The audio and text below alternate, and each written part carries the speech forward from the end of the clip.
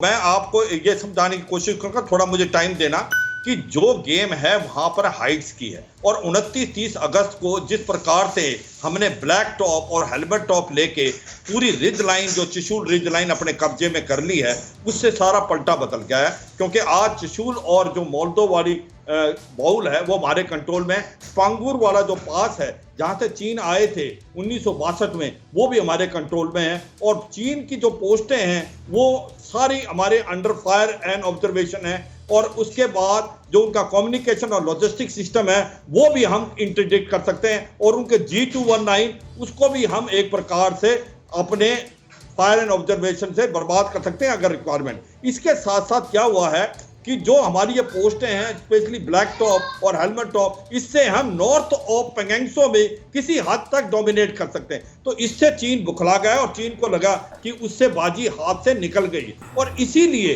अब वो ये चाहता कि किसी तरीके से दोबारा कहीं ना कोई चोटी पकड़ी जाए और वो दोबारा कोई ना कोई ब्रेक थ्रू हो, फुट होल्ड हो। इसीलिए उसने जो रजांगला और रिचांगला के पास एक जो ये मुखबेर जो चोटी है, इसमें मैं जा चुका हूं, मुझे मालूम है। तो ये एक बड़ी इंपॉर्टेंट है, इसमें जाना चाहता था कि फुट होल्ड मिल जाए और दोबारा कार्रवाई करें, मगर वो नहीं, क्योंकि भारत चौकन्ना है, भारत को पता है। ये भी याद रखो दिनेश कि इन पहाड़ों के अंदर लड़ाई है चोटियों की, जिसके पास चोटियां हैं जीत उसी की है और भारत को ये समझ आ गया। डोमिनेटिंग हाइट्स पर जो बैठा हुआ है जीत उसी की है। मैं आपके पास वापस लौटता हूं सिवाज साहब, और ये अहम खबर आ रही है जो बता देना अभी आवश्यक है। भारत के जवाबी एक्शन से चीन में हड़कंप मचा हुआ है।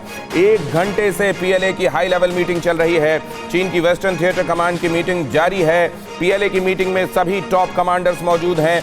भारत के खिलाफ नई रणनीति पर मंथन चल रहा है और जिस तरीके से हिंदुस्तान की तरफ आप देख रहे हैं एक के बाद दूसरी अहम बैठकों का दौर जारी है, उसी तरीके से पीएलए भी वेस्टर्न थिएटर कमांड में ये बैठकें कर रहा है और वहां भी ये जाहिर है षड्यंत्र बनाए जा रहे होंगे। वो एक्शन प्लान तो खैर क्या बनाएंगे वो कि आगे क्या किया जाना है। कादियान साहब, ये आपको क्या लगता है, पीएलए इस समय जो पहले कहा जा रहा था कि वॉर वो अफोर्ड नहीं कर सकते, क्या ये अभी भी ये एक ऐसा स्टेटमेंट है जिस पर स्टिक किया जाए या अब इसको लेकर कुछ स्थापित रूप से नहीं कहा जा सकता? चीन की तरफ से जो भी बयान आता है उस पर यकीन करना बहुत मुश्किल है। सिर्फ भारत ही नहीं, पूरी दुनिया में आज के दिन चीन की क्रेडिबिलिटी बहुत लो है। भारत लड़ाई नहीं चाहता और अगर चीन भी कहता है कि लड़ाई नहीं चाहता तो फिर टेंशन की भी जरूरत नहीं है। हम कहते हैं दोनों सैनिक पीछे हट जाएं, डिसएंगेज करें, लेकिन चीन दोहरी आवाज बोलता है। वो ग्लोबल टाइम्स के थ्रू कुछ और बात करता है, वो प्रोपेगेंडा करता है कि कल को अगर कुछ हो तो ब्लेम भारत पर आए, लेकिन वो इसमें कामयाब नहीं होंगे। भारत की आर्मी बड़ी प्रोफेशनल है। ग्राउंड पर हमारे सोल्जर्स को 2 बड़े एडवांटेज हैं। एक तो भारत सेना का जितना तजुर्बा, जितना अनुभव हाई ऑल्टीट्यूड में काम करने का है, वो उनको नहीं है। दूसरा, हमारी वॉलंटियर आर्मी है। हर सिपाही एक देशभक्ति के मादे से भर्ती होता है। वो कंस्क्रिप्ट्स हैं, वो कम्युनिस्ट पार्टी के लिए लड़ते हैं, हम देश के लिए लड़ते हैं। फिक्र आपकी, सोमवार से शुक्रवार रात 9 बजे सिर्फ TV9 भारतवर्ष पर।